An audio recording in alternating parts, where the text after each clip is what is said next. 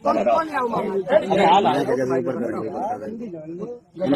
रहे वो कि ब्राह्मण के गांव में आके तुमने मतलब जो करो जो तुम्हारी बाकी सजा है, तुम जिंदगी तो वैसे करनी चाहिए तो तुमने करो बड़ी वाली भाई लेने के लिए भाई ले उतनी ले रहे बाबा बंदी है महाराज क्या करे पूरा बुढ़वा पूरा ले ले जब हम यही तो मेन है बस जान देना।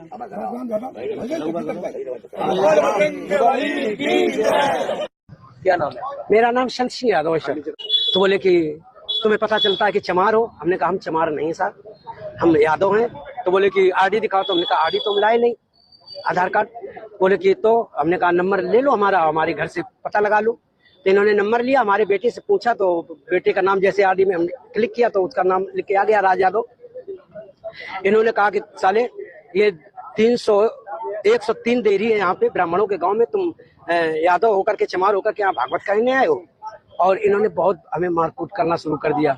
रात भर इन्होंने बहुत टॉर्चर किया। मैं रवि निषाद। एक बड़ी खबर इटावा जनपद से आ रही है, जहां यादव समाज का कथावाचक जो बहुत ही अच्छी तरह से कथा कहते थे, उन पर कुछ अराजक तत्वों ने, सामंतवादियों ने उनको अपने घर बुलाया और अपने घर बुलाकर उनका सिर मुड़वाया। उसके बाद सिर मुड़वाने के बाद नाक रगड़वाया। उसके बाद क्या क्या किया आइए जानते हैं। इस क्षेत्र के माने जाने पूर्व जिला पंचायत सदस्य कई गरीबों मजलूमों की आवाज बनकर उभरते हैं। और रही बात कथावाचक की, उन पर कुछ बातें इनसे करेंगे। आइए देखते हैं। विजय कुमार यादव जो गरीबों की आवाज उठाते हैं और डोमिनगढ़ आपके बगल में पुल है उसके आंदोलनकारी भी हैं और लगातार खनन माफियाओं के खिलाफ अपनी आवाज बुलंद करते हैं। आइए देखते हैं ये कैसे क्या मामला है। आज ये यहाँ 0 पॉइंट पे अपनी बात रखने के लिए उपस्थित हैं विजय कुमार यादव जी।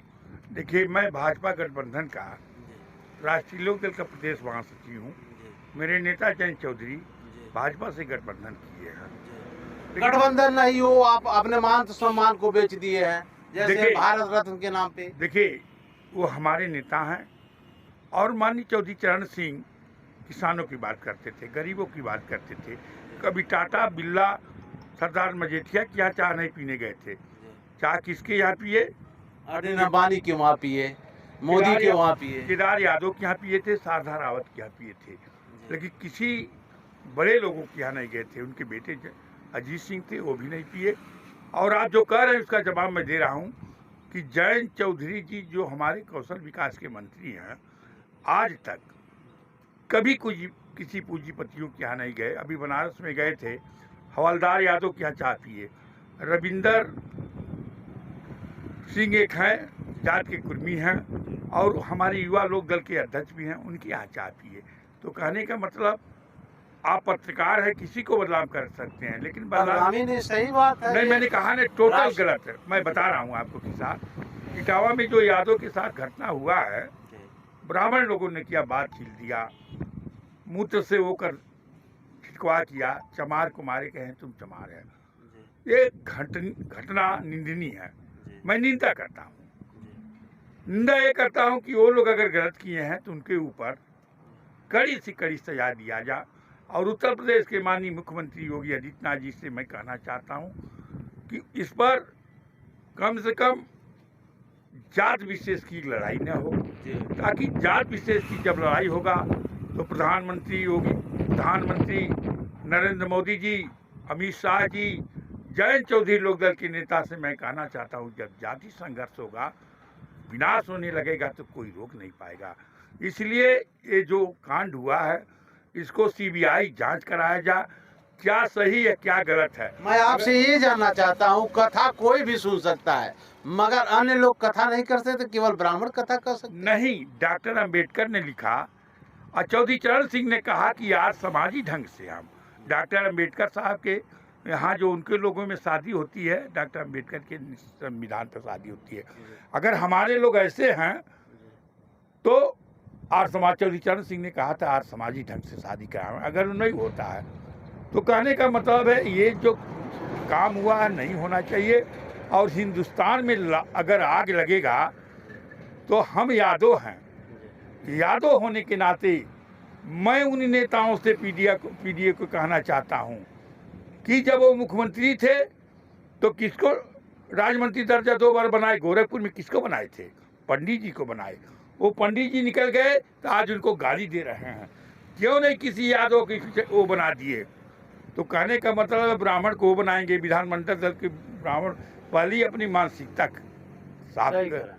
साफ कर लें कि कहाँ हमको क्या बनाना क्या नहीं बनाना है। तो इसके लिए हम इटावा में कांड हुआ। अरे भाई, सुल्तानपुर से राम भुआल को सांसद बनाया, यही एक कभी नगर से सुनिए, पप्पू निषाद को इटावा बनाया। में कांड हुआ, दादरपुर में सब यादव दौड़ने लगे। आज 16वां दिन है, सुभाष यादव लहुरा देर से गायब हो गया, लेकिन उसका पता नहीं चल रहा है, क्योंकि भट्टा मालिक कौन है? सिंधी है, और वहाँ का जो बता रहे हैं भट्टा मालिक एक विधायक भी है, वो अध्यक्ष हैं, दबाव बनाए हैं। लेकिन एक दिन हम लोग एसएसपी का घेराव किए तो एसएसपी साहब कमान अपने ले लिए, 3 दिन हुआ। तो कहने का मतलब कि अगर सुभाष यादव गायब हो तो वो भी मिलना चाहिए।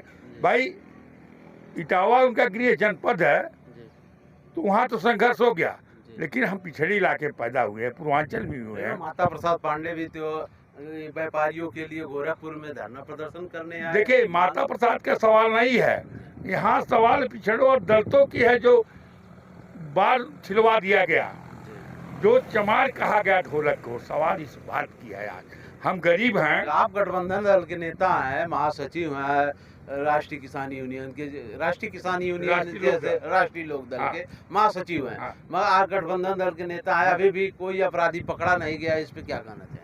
अपराधी पकड़ गया है, 4 लोग हो गए हैं इटावा में, 4 लोग पकड़ गए हैं, लेकिन जो हमारे समाज अभी के, तो वो नहीं पकड़ी गए जिसके मूत्र। मैं कह दिया ना कि वो ब्राह्मण है, चतुर जाति है, क्या कह सकते हैं क्या नहीं कह सकते हैं, लेकिन इसका सीबीआई जांच होना चाहिए।